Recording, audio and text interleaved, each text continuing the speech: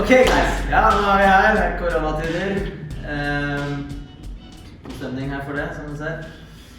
Jeg tenkte vi skulle legge ut, så ikke folk glemmer alle teknikkene som vi øver på. Det går først og fremst til nybegynnerne våre. De litt mer rutinerte, så sitter ting litt bedre. Men vi synes det er veldig viktig at alle våre nybegynnere, om ikke annet, hvis ikke vi har noen mulighet til å få trent litt, eller har en samboer eller kjæreste eller bror eller søster som de bor med, som de kan låne til å øve litt, så går det i hvert fall an å se litt på disse videoene her og prøve å huske teknikkene. Så vi skal gå gjennom en del basic teknikker nå i ukene fremover, mens vi er i karantene, sånn at vi klarer å huske. Ok, vi starter med armbar. Bra guard. Ok, så vi er her i lukka guard. Armbar kan vi godt sette opp fra open guard også, men vi kjører nå den helt basic fra lukka guard, for jeg vil prøve å kontrollere posture hans, som er veldig viktig i en armbar. Så vi husker på at vi kan bruke beina våre til å bryte posture. Hvis han stritter imot med armene her, så går det an å bruke en kombinasjon av armer og bein, hvor vi drar armene ut til siden. Prøver å bryte, få han ned.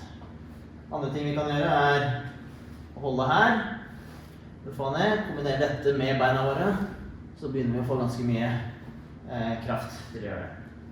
Ok, neste er at vi må kontrollere en arm vi skal sette opp en armbar. Så da liker jeg å gå under armen her, krysse over, så det jeg gjør er at jeg går under, og krysser over og griper albuen på motsatt side her. Prøver også å få albuen litt inn. Hvis jeg bare holder armen her, så kan han, så lenge albuen er på utsiden av beinet mitt, så har ikke jeg noe armbar. Så målet mitt er å prøve å få albuen hans inn her, litt sånn på innsiden av beinet mitt. Jeg viser på andre siden, for da kommer jeg riktig. Så inn under, griper bak albuen, albuen inn, bryter posture. Neste jeg gjør, det er å åpne garden.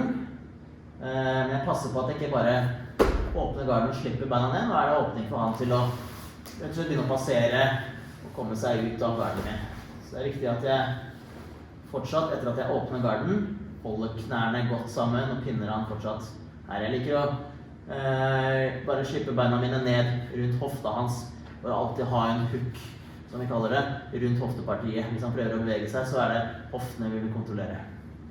Så her åpner opp garden, jeg slipper ikke å presse, så legger jeg høyre beinet mitt opp i hoften hans.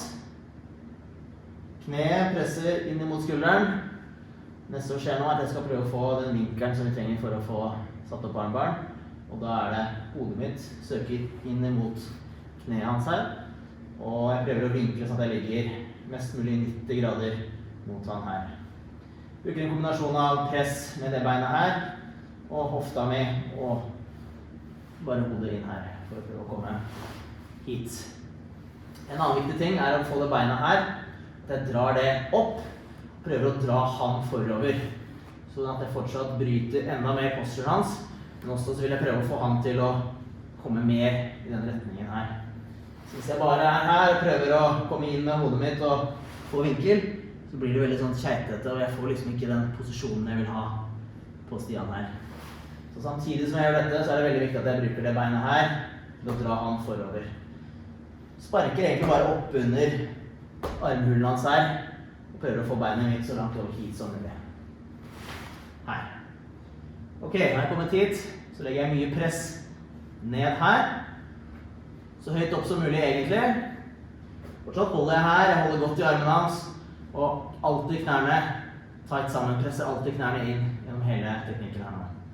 Kommer jeg meg hit, så kan jeg dytte på hodet hans, for å få beinet mitt her, foran hodet. Så fort jeg kommer over her, så presser jeg også ned på nakken hans her, så gjør det enda vanskelig for han å reise seg opp.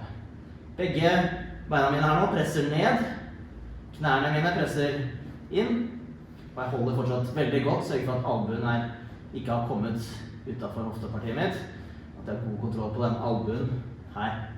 Så langt så har jeg bare brukt én arm til å kontrollere, men nå kan jeg gå inn og bruke 2 armer på dette. Når jeg kommer hit, så er det tommelen i været, og da griper vi her bak tommelen, sørger for at den peker rett opp. Knærne tight sammen. Så er 2 på 1 her, og så begynner jeg å gå i bro, og får til.